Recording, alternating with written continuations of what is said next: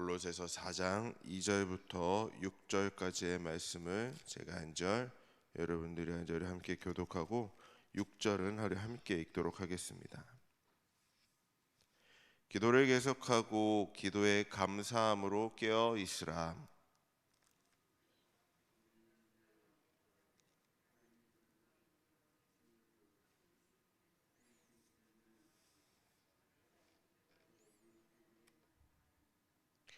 그리하면 내가 마땅히 할 말로서 이 비밀을 나타내리라.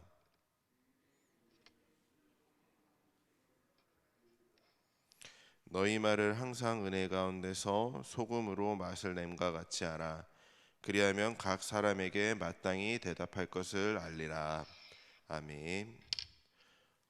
이제 골로새서의 마지막 장을 서술하면서 사도 바울은 그리스도인들에게 가장 중요한 두 가지 의무를 이야기합니다. 그 두 가지가 바로 기도와 전도입니다.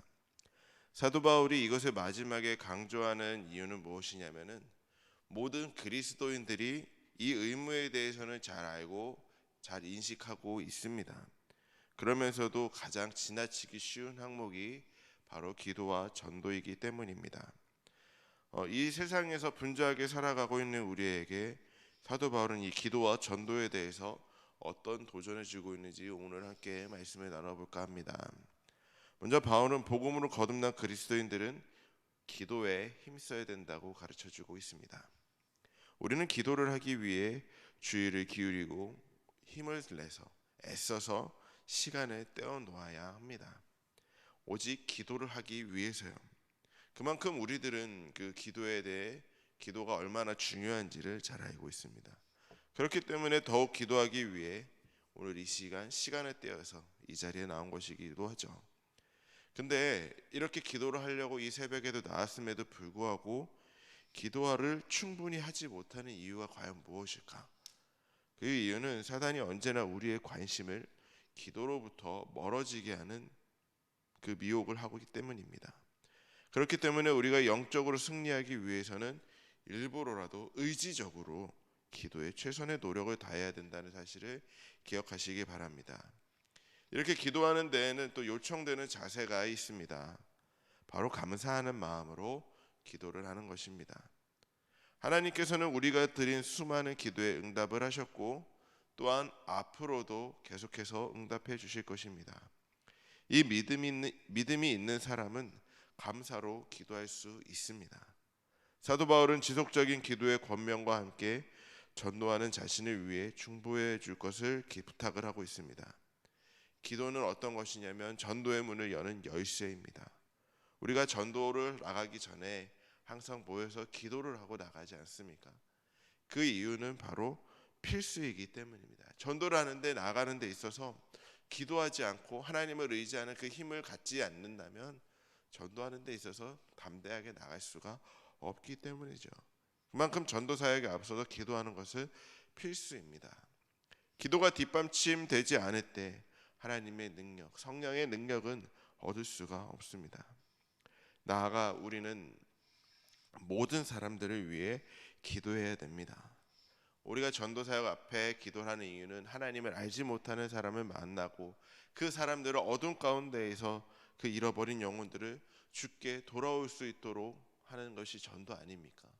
그러면서 이제 그 일을 우리가 할 수 없기에 하나님께 기도하면서 하나님께서 그 씨앗을 거둘 수 있도록 우리는 기도해야 되는 것입니다. 그렇게 우리가 쉬지 않고 기도할 때 하나님께서는 우리의 기도를 사용하셔서 어둠 가운데 있는 영혼들을 구원하시고 이 땅에 하나님의 통치가 온전히 구현되는 역사를 이루어 주실 것을 기대하며 기도에 힘쓸 수 있는 저와 여러분들이 될 수 있기를 바랍니다. 또한 두 번째로 그리스도인으로서 마땅히 힘써야 되는 또 다른 의무는 바로 전도입니다. 우리는 어쩌면 복음의 빚진 자들입니다.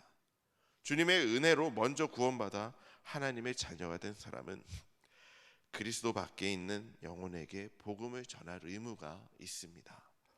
믿지 않는 사람들에게 복음을 전할 때 취해야 될 태도는 무엇이냐면 지혜로 행한다는 것입니다.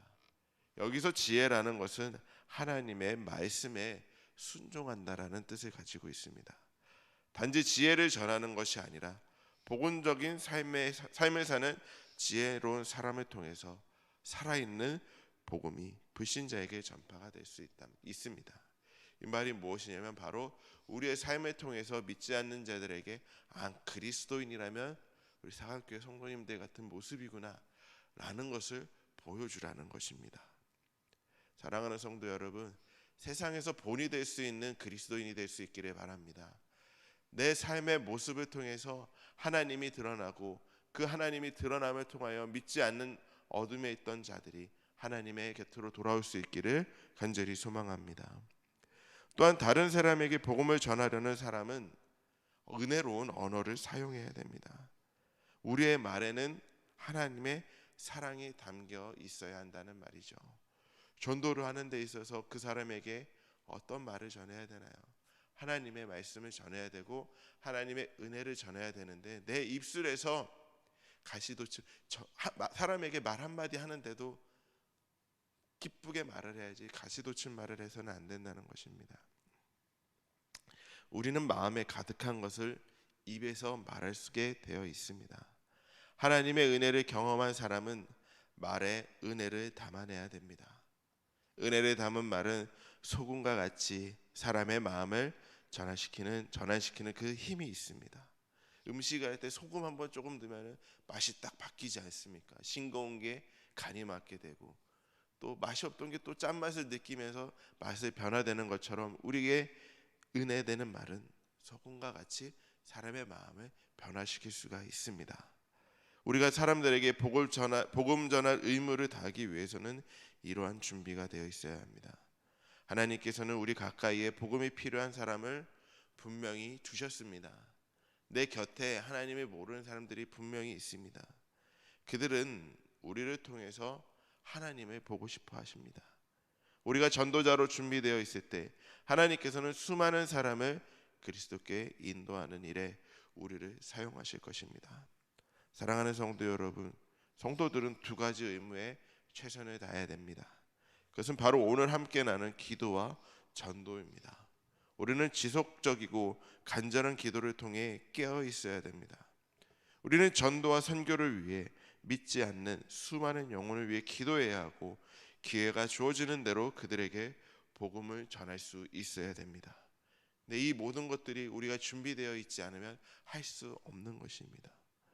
우리가 하나님의 말씀에 순종하고 하나님께서 주시는 은혜 가운데 충만할 때 우리의 입으로 나오는 은혜의 말씀을 통해서 많은 영혼이 주께 돌아오는 역사가 일어날 것을 기대하며 오늘도 기도와 전도에 힘쓸 수 있는 저와 여러분들이 될 수 있기를 주님의 이름으로 간절히 소망합니다. 기도하겠습니다. 사랑과 은혜가 충만하신 하나님, 오늘도 주님께 기도하러 나왔습니다. 하나님, 저희들이 가지고 나온 기도 제목들 가운데 나를 위한 것들만 있었다면 하나님 그 기도의 지경을 넓히어 우리의 주변을 바라보고 하나님이 믿지 않는 자들을 위해 기도할 수 있는 자들이 되게 하여 주시옵소서. 그 기도를 통하여 믿지 않는 자들이 하나님의 전으로 나올 수 있기를 소망합니다. 우리가 먼저 받은 하나님의 은혜를 그들에게 끼쳐 그들이 하나님의 은혜를 깨닫고 하나님의 사랑을 느낌으로 또다시 세상 가운데 복음을 전할 수 있도록 하나님 인도하여 주시옵소서. 우리의 삶의 모습을 통하여 하나님이 나타날 수 있길 원합니다. 나 중심으로 살아갔던 것이 있었다면 하나님 용서하여 주시옵고 이제는 주님을 위하여 주님 중심으로 살아갈 수 있는 하나님의 귀한 자녀들이 될 수 있도록 인도하여 주시옵소서. 오늘도 주님의 복음을 전하기 위해 나갑니다. 하나님을 나타내기 위해 이 세상 가운데 삶으로 나아갑니다. 하나님, 저희들의 삶을 통하여 하나님이 드러날 수 있도록 그리스도인이라면 우리 상한교회 성도님이라는 그 공식이 성립될 수 있도록 저희들의 삶에서 주님이 나타나게 하여 주시옵소서.